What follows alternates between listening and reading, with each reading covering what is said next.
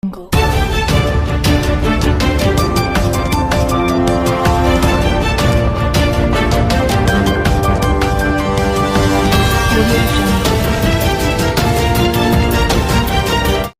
తక్కువ మన జిల్లాకు రామ్మోహన్ మాకంటే చిన్న వయసులో ఉన్నవారిలా చంద్రబాబు అహర్నిశలు పనిచేస్తున్నారు. వేట నిషేధ భృతి పెంచుతానని హామీ ఇచ్చి మాట నిలబెట్టుకున్నారు. జీవో 217 కూడా రద్దు చేసి మత్స్యకారుల హక్కులు కాపాడారు. వెనుకబడిన జిల్లా అంటూ విని విని విని బాధపడుతూ వచ్చా. శ్రీకాకుళం సెట్ అవ్వాలంటే మన మైండ్ సెట్ మారాలి. సుదీర్ఘ తీర ప్రాంతంలో ఒక్క పోర్ట్ లేకపోయింది. పోర్టుతో పాటు ఎయిర్పోర్ట్ కూడా నిర్మిస్తాం. కేంద్రంతో మాట్లాడి జెట్టీలు హార్బర్లు నిర్మిస్తాం. ఏం తక్కువ మన జిల్లాకు, అన్ని వనరులు ఉన్నాయి, యువత ఉపయోగించుకోవాలి, సహకారం అందిస్తాం అని కేంద్ర మంత్రి రామ్మోహన్ నాయుడు వెల్లడించారు. ఈరోజు మీ గ్రామం రావడం ఎంతో ఆనందంగా ఉంది. సముద్రాన్ని చూస్తే ఏ రకంగా ఉత్సాహం వస్తుందో, సముద్రం చూస్తే ఏ రకంగా ఉల్లాసం వస్తుందో, అదే రకంగా ఈరోజు బుడగట్లపాలెం ప్రజల్ని కూడా చూస్తుంటే అంత ఉత్సాహం, అంత ఎనర్జీ మిమ్మల్ని అందరినీ కూడా చూస్తే ఈరోజు వస్తుంది. అలాగే చంద్రబాబు నాయుడు గారిని ఈరోజు చూస్తుంటే అదే ధైర్యం, అదే నమ్మకంతో ఈరోజు మన ప్రజలకి చేస్తున్నటువంటి కార్యక్రమాలు మనందరికీ ఎప్పటికీ కూడా ఆశీర్వాదం అనేది కూడా తెలియజేసుకుంటున్నాను. మరి అటువంటి నాయకుడు మొన్ననే 75 సంవత్సరాలు పూర్తి చేసుకున్నాడనంటే నమ్మశక్యంగా ఎవరికి కూడా లేదు. మాకంటే చిన్న వయసులో ఉన్నటువంటి నాయకుడిగా ఈ రాష్ట్రం కోసం అహర్నిశలు కష్టపడుతూ రాత్రనక పగలనక దేశ విదేశాలకి కూడా వెళ్ళి ఆంధ్రప్రదేశ్ రాష్ట్రాన్ని నెంబర్ 1 గా తయారు చేయాలని కంకణం కట్టుకొని మరి పనిచేస్తున్నటువంటి వ్యక్తి మన నారా చంద్రబాబు నాయుడు గారని తెలియజేసుకుంటున్నాను. అటువంటిది ఆ రోజు ఎన్నికల ముందు మనందరికీ హామీ ఇచ్చాడు, మత్స్యకారులకి హామీ ఇచ్చాడు. మీరు ఏదైతే మత్స్యకారులు ఉన్నారో 10,000 ఉన్నటువంటి మత్స్య వేట నిషేధ భృతి ఏదైతే ఉందో అది 20,000 చేస్తామని చెప్పి మాట మీద నిలబడి 130,000 మందికి 20,000 చొప్పున ఈ రోజు 280 కోట్ల వరకు రిలీజ్ చేసినటువంటి ప్రభుత్వం మన కూటమి ప్రభుత్వం అనేది కూడా తెలియజేస్తున్నాను. మత్స్యకారులు గత ప్రభుత్వంలో ఏ రకంగా అన్యాయం చెందారో అనేది ఒక్క ఉదాహరణ మనం తీసుకొని అంటే తడ నుంచి ఇచ్చాపురం వరకు మనకు ఉన్నటువంటి తీర ప్రాంత జిల్లాల్లో ఒక్క అసెంబ్లీ సీటు కూడా విడిచిపెట్టకుండా కూటమి ప్రభుత్వాన్ని గెలిపించారనంటే మత్స్యకారులు చంద్రబాబు నాయుడు గారి మీద, పవన్ కళ్యాణ్ మీద, అలాగే నరేంద్ర మోదీ గారి మీద ఎంత అభిమానంతో ఉన్నారో ఈరోజు మనందరికీ కూడా తెలుస్తుంది. ఆ నమ్మకాన్ని నిలబెట్టుకోవాలని ఈరోజు వేట నిషేధ భృతి పెంచారు.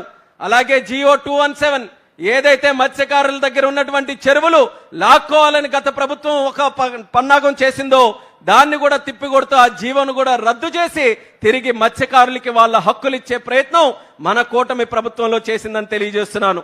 ఇలాగే భవిష్యత్తులో కూడా మీకు ఏ సమస్యలున్నా సరే రాష్ట్ర ప్రభుత్వం, కేంద్ర ప్రభుత్వం అందరి ప్రధానమంత్రి గారితో సహా సహకారం తీసుకొని మన జిల్లాలో ముఖ్యంగా ఉన్నటువంటి మత్స్యకారుల తాలూకా భవిష్యత్తుని ఇంకా సుందరంగా తయారు చేయడానికి మా వంతుగా కృషి చేస్తామని బుడగట్లపాలెం ద్వారా మత్స్యకారులందరికీ కూడా ఈ సభాముఖంగా తెలియజేసుకుంటున్నాము. ఈ రోజు మత్స్యకారుల గురించి మాట్లాడాలనంటే ముందుగా మన జిల్లాలో గుర్తొచ్చే నాయకుడు స్వర్గీయ కింజరాపు ఎర్రన్నాయుడు గారని తెలియజేస్తున్నాను. అక్కడ ఇచ్చాపురం నుంచి ఇక్కడ ఎచ్చెర్ల వరకు ఎవరికి ఎప్పుడు ఏ ఆపద ఉన్నా, ఏ సమస్య ఉన్నా, ఏ బాధ ఉన్నా సరే వాళ్ళ భుజాల మీద చేయేసి నేనున్నాను సోదరా అని ధైర్యం చెప్పినటువంటి నాయకుడు కింజరాపు ఎర్రన్నాయుడు గారు. ఆయన వారసులుగా ఈరోజు రాజకీయాల్లోకి వచ్చి మా మీద కూడా అదే ప్రేమాభిమానం చూపిస్తున్నారు.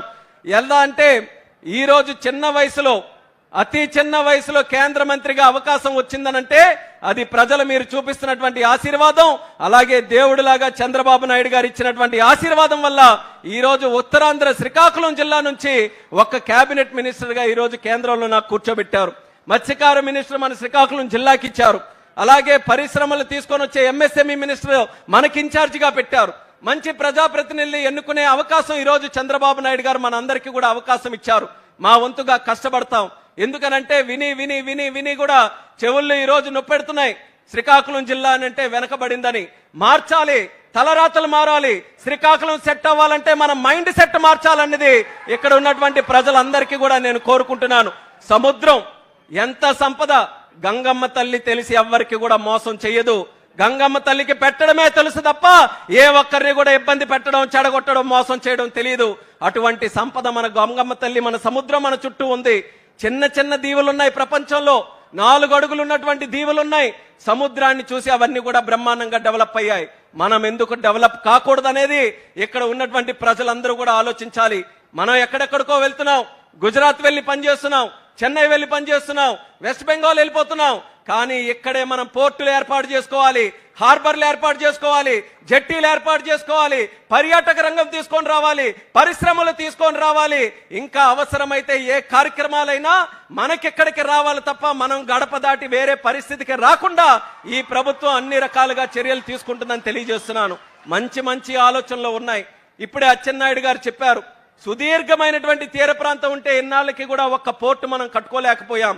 కానీ ఈరోజు చంద్రబాబు నాయుడు గారి ఆశీస్సులతో మూలపేటలో అద్భుతమైనటువంటి పోర్టు ఒకటి పూర్తి చేయబోతున్నాం.